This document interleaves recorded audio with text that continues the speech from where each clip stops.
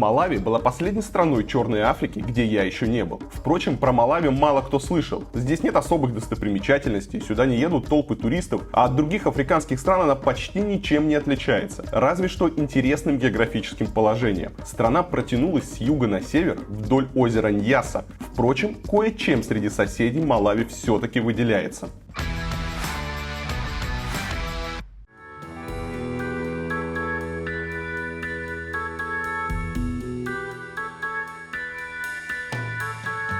Добро пожаловать в Малави. Аэропорт здесь потрепанный, то есть видно, это такой старый-старый аэропорт, который давно не ремонтировался, ничего с ним хорошего не происходило. У них есть вот малавийские авиалинии, какие-то турагентства. Здесь они застроили все ларьками, где продают какие-то сувениры, старые книги. И очень много людей, маленький вот этот холл, откуда все выходят, и здесь сейчас все встречающие.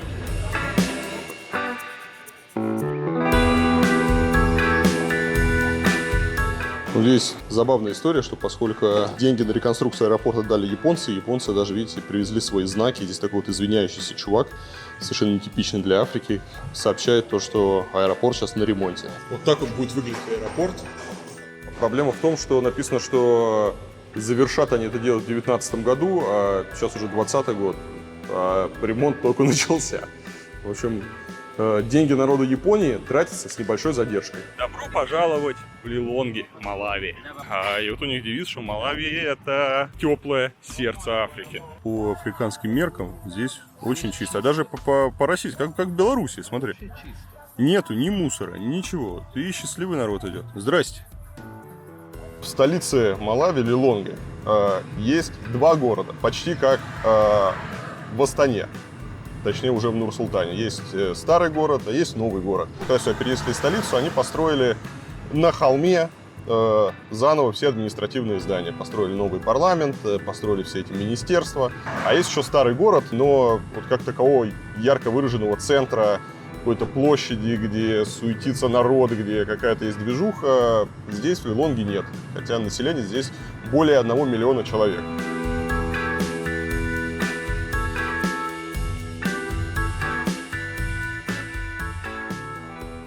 Наш водитель такой веселый. И он на самом деле не очень веселый, но в душе он весел. Потому что он смотрит на всю эту красоту и радуется. Он горд за Малави.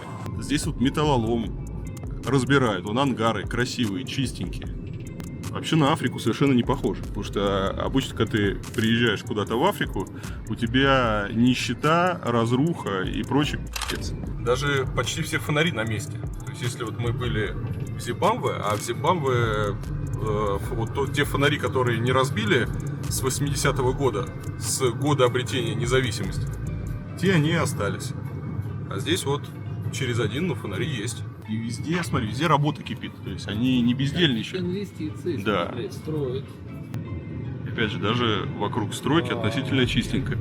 Сказка кончилась, и началась обычная Африка. Совершенно внезапно продают старые покрышки. Все засрано. Опять мусор.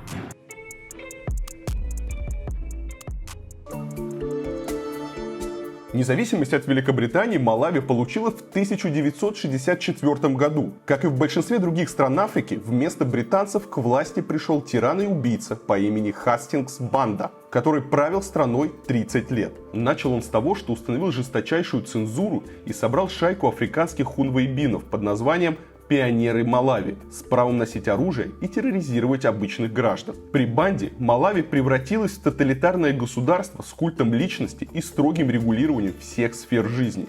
Например, людей заставляли в обязательном порядке вступать в партию и насильно обстригали, если волосы у них были длиннее положенного. Это касалось как и местных жителей, так и приезжих. Поэтому в Малави я ехал с некоторой опаской. Как это часто бывает с диктаторами, Банда искренне полагал, что действует во благо страны. И действительно, некоторое время экономика Малави росла. Только выиграл от этого не столько народ, сколько лично Банда. Потому что за время правления он присвоил себе огромное количество предприятий, которые в сумме производили треть ВВП страны. Я заселился в отель. Отель сразу видно китайский. По качеству, по отделочным материалам, вот эти двери, замки. Такой типичный китайский якобы 5-звездочный отель. И отель располагается на холме, где находятся у них здесь все правительственные здания. Здесь у них музей, конференц-центр огромный. В общем, такая вот зона, где все должно быть очень супер прилично. Capitol Hill называется вообще это место. Здесь даже театр есть. Невероятно. Вот это здание с куполом. Это парламент. Потрясающе. Видите, вот это вид на парламент. Здесь такая просто огромная площадь, где не происходит ничего. Этот отель считается лучшим в стране, лучшим в Малави. И единственный здесь 5-звездочный отель. Ага, а здесь вид на огромную площадь. Не очень понятно ее предназначение. Видимо, здесь проводятся какие-то мероприятия. Здесь конгресс-центр еще. Кстати, интересный момент, что всю эту красоту им построили китайцы. И здание парламента построили китайцы, и лучшую гостиницу здесь построили китайцы. В какой-то момент китайцы решили выдать малавийскому народу кредит, на который, собственно, здесь все и гуляют. Выделили Малави кредит в 1,6 миллиардов долларов. ВВП Малави где-то 6,2 миллиарда. По малавийским меркам на страну пролился буквально золотой дождь. До 2007 года Малави, она была маленькой и очень гордой страной, которая входила в маленький и очень гордый клуб стран, которые имели дипломатические отношения с Тайванем. Тайвань пытался какое-то время разубедить малавийцев и даже предупреждал, что все это плохо закончится, потому что Китаю, говорили тайваньцы, нужны только ваши ресурсы. Сами малавийцы объяснили, что ресурсы нужны не для того, чтобы ими любоваться, поэтому ничего страшного, если Китай здесь начнет какие-то разработки. Кроме того, малавийцы, они, конечно, рассчитывали, что вместе с китайским баблишком у них будут рабочие места, жизнь как-то наладится. Здесь не срослось, потому что Китай вместе с баблом прислал и рабочих. Как вы знаете, если китайцы дают деньги, дают какие-то кредиты, то они настаивают на то, что стройки ведут китайские компании, китайские рабочие, поэтому в плане рабочих мест малавийцам особо от китайцев ничего не перепало. Если вы загуглите слово «таксист» в разделе новостей, вам откроется очень мрачная картина. Примерно половина всех ссылок будет о том, что таксисты кого-то изнасиловали, убили, ограбили или сбили на пешеходном переходе. Я вовсе не хочу сказать, что все таксисты такие, но когда ты садишься в машину к незнакомому водителю, ты никогда не можешь быть до конца уверен, что он окажется добропорядочным человеком. Например, же все в курсе, что в такси идет работать огромное количество бывших заключенных, и лично мне не хочется играть в лотерею, особенно когда вопрос касается жизни и здоровья близких мне людей. Это главная причина, почему я и моя семья выбираем Get. Прежде чем подключить нового водителя к сервису, они проводят его через многоуровневую систему отбора, поэтому из 100 поездок Get 98 оцениваются на 5. Если вам не безразлична ваша безопасность, то очень рекомендую перейти на Get. Тем более, что по стоимости это выходит точно так же, как и у конкурентов, или даже дешевле, потому что у Get есть программа лояльности, которая дает вам скидку до 25%. Ссылку на их приложение я оставлю в описании.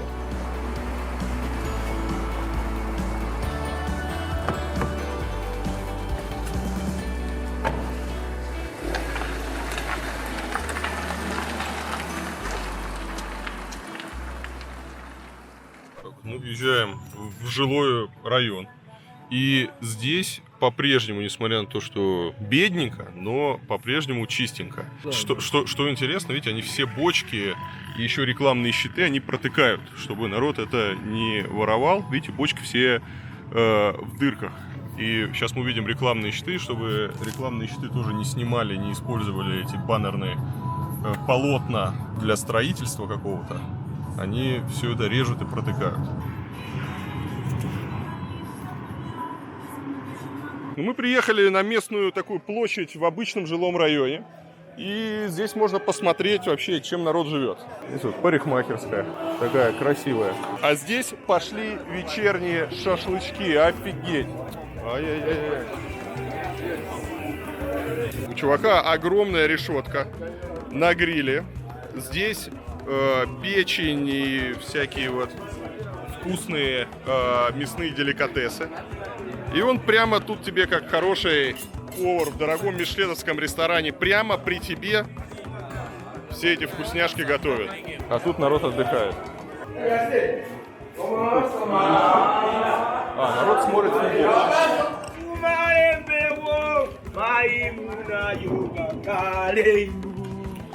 Ну, здесь немножко насрано, потому что мы идем вглубь деревни, это потому что у них свалка здесь.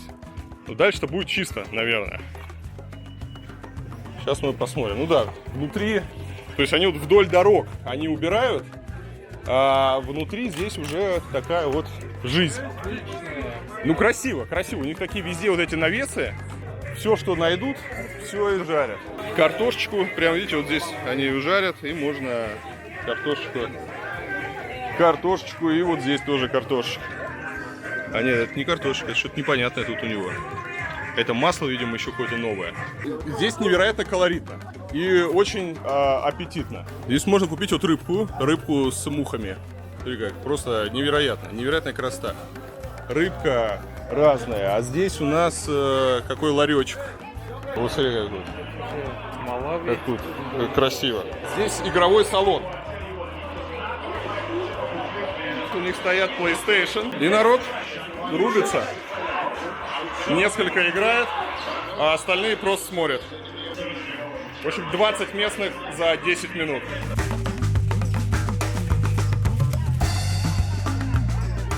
И здесь продают уже овощи. Здесь просто какое-то неимоверное количество мух. Вау! И грустный мальчик с метелкой, который этих мух отгоняет. В общем, мясо выглядит не очень аппетитно. Мне кажется, пару килограмм этого мяса мухи сжирают в течение дня.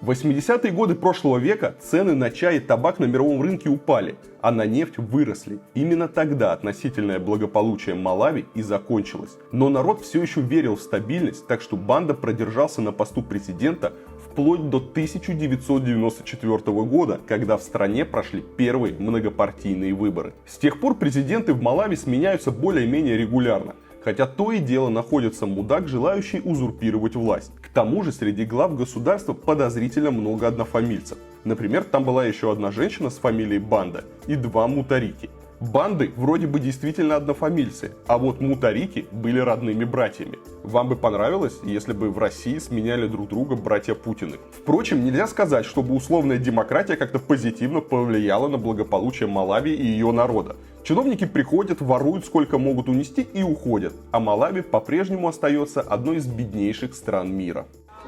Слушай, вот так вот выглядит обычный жилой район. Hi, how are you? Good? Вообще все очень мило. На самом деле, даже несмотря на то, что здесь люди живут бедно, но посмотрите, все так чистенько относительно. What is this? Cooking oil. Cooking oil. Cooking oil. Yeah. А, масло. Масло для готовки продают в таких вот гондончиках. И тут есть специальная дырка, куда можно проникнуть. А так везде сетка, чтобы не воровали. Правильно. Так вот выглядит типичное жилье в столице Малави. Say it again.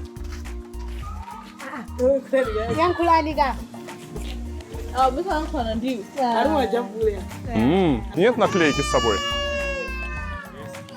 Дай ребенку, чтоб не плакал.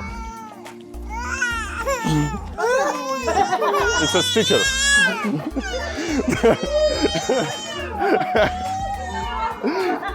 Так, дети напугались наклейки моей и начали плакать. Хотела сделать им подарок, но нет. Слушай, ну красиво тут, смотри, так самобытненько, прямо у них двор весь. Они вымели просто до идеальной вообще чистоты. Тут вот очаг у них, вот они на камнях там что-то вот они готовят. Вот это здесь. Телele. Телele. Телеле? Телеле. Телele. Да, бага. Очень весело. Так, произошло ДТП.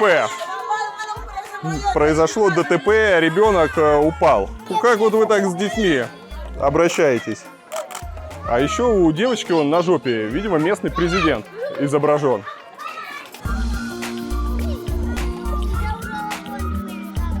Мальчик с луком. Какой ты молодец. Давай. Оп, прыгай. Не, джамп.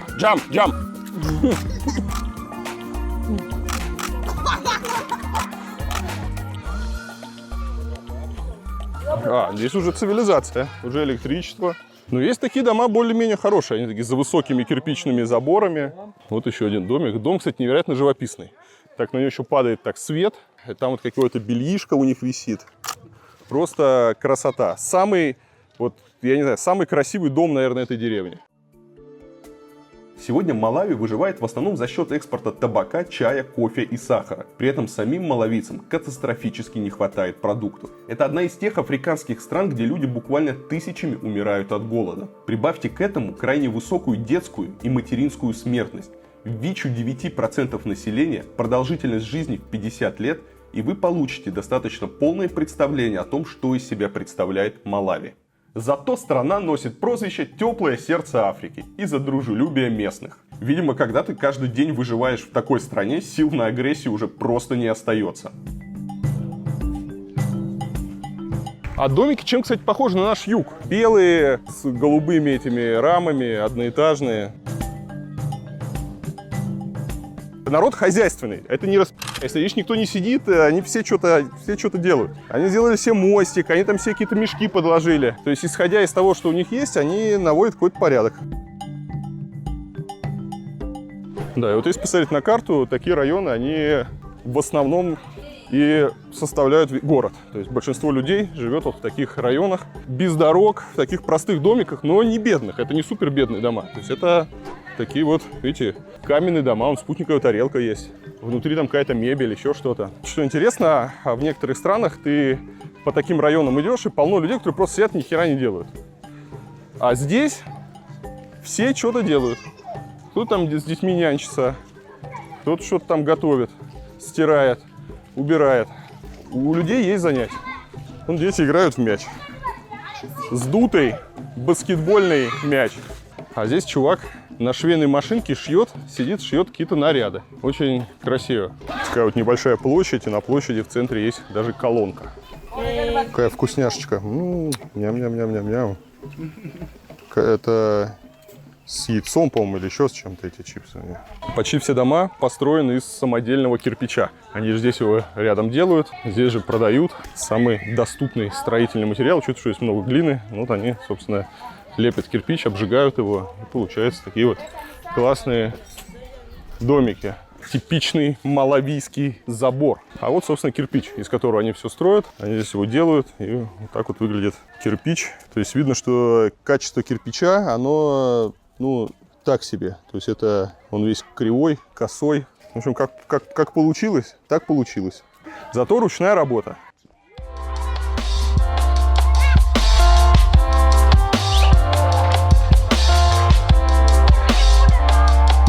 Была девушка, на вид лет 14, очень прям такой ребенок, которая грудью кормила маленького ребенка. Еще меньше, еще меньше. То есть 2 ребенка было.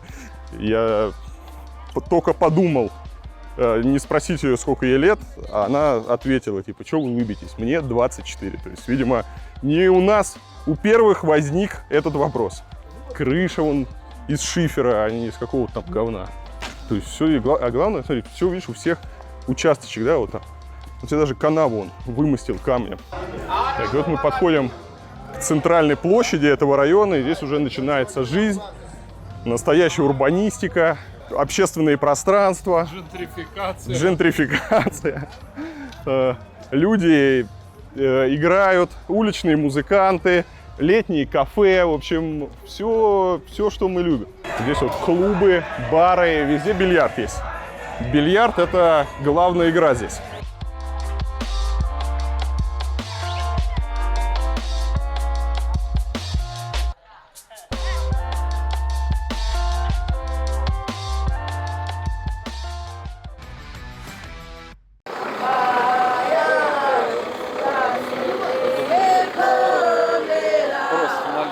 Ну, вот так вот выглядит центр старого города. Повсюду магазины, торговые центры, много китайских этих магазинов. Потому что когда сюда пришли китайцы, они сюда привезли свою барахлишко. Ислам, вторая по популярности здесь религия после христианства. И вот главная мечеть выглядит вот так.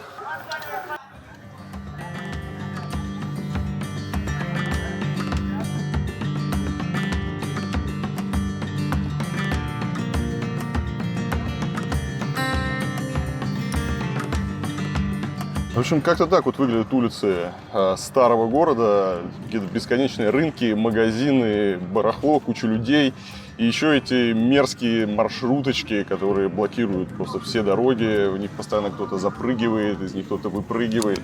Ну и видно, что китайские наши друзья вот здесь все это строят. Супермаркеты, например, Вулян. Кстати, что вот интересно, на многих магазинах они прямо как в Сомали рисуют от руки на стенах товары, которые там продают, чтобы сразу было понятно. А на современных магазинах они печатают. Ко всем этим маршруткам постоянно подходят торговцы и пытаются что-то им еще всучить, продать пассажирам. Они построили надземный переход над однополосной дорогой. Мне кажется, не родился еще человек, кто бы эту дорогу перешел по этому надземному переходу. Потрясающе. Ну, целые ряды торговцев стоят вдоль пробки и пытаются что-то продать.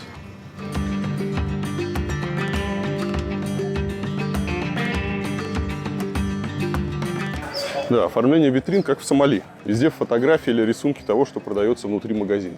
И вот этот, судя по карте, самый центр города. Здесь находятся банки, почта. Не сказать, что здесь прям как-то особо чисто и убрано. То есть если у них в жилых районах такой более-менее порядок, и вдоль дорог все ухожено, то здесь, как видно, народ не заморачивается над порядком и чистотой. Мы выехали в пригород, и так вот выглядят районы, которые находятся за городом. Но, в принципе, у них что в городе, что за городом все примерно одинаково. Заборы из красного вот этого вот самодельного кирпича. Вообще марсианский такой. Да. Красные дороги, пыль. Ну и народ живет небогато. Кстати, здесь навигация очень удобна. Все районы пронумерованы, а в районах пронумерованы улицы. То есть вот здесь вот адрес. Район 51, улица 8. Кто-то себе вот сделал красивый забор, какие-то растения высадил и колючую проволоку наверху.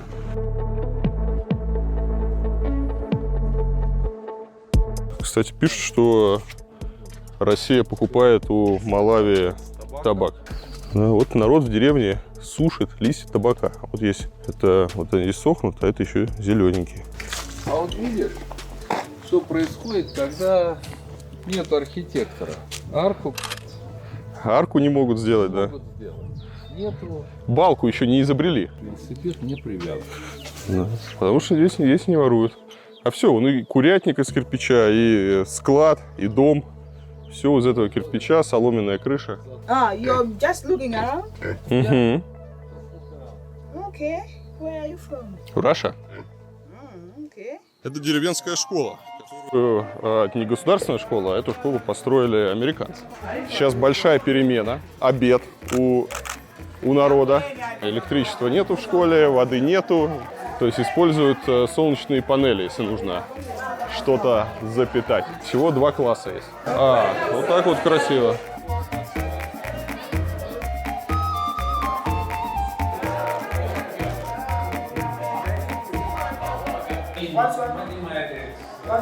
Name? Илья.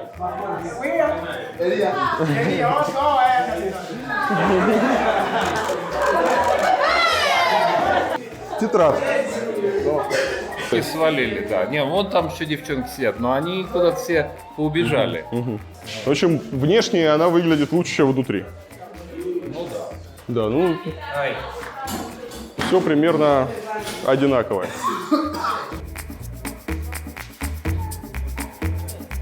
Кстати, пишут, что до сих пор более 40% городского населения в столице Малави неграмотно. Это чайная, ничего себе. А это случайно не похож на Каддафи, смотри. Там внутри нету ничего вообще. Там внутри просто разруха. Это барчик. А это местные синячки.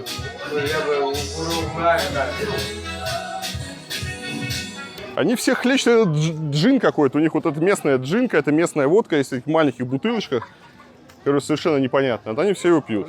А это закуска. А тут я сразу, это, видишь, такой деревянный. Тут удобно, сразу закуска. Тут рыбка такая вот. Торговые ряды. И что интересно, у них повсюду есть парикмахерские. То есть вот барбершоп, вот барбершоп. То есть самое еще главное это постричься. И вот так вот обеспечивается электричество.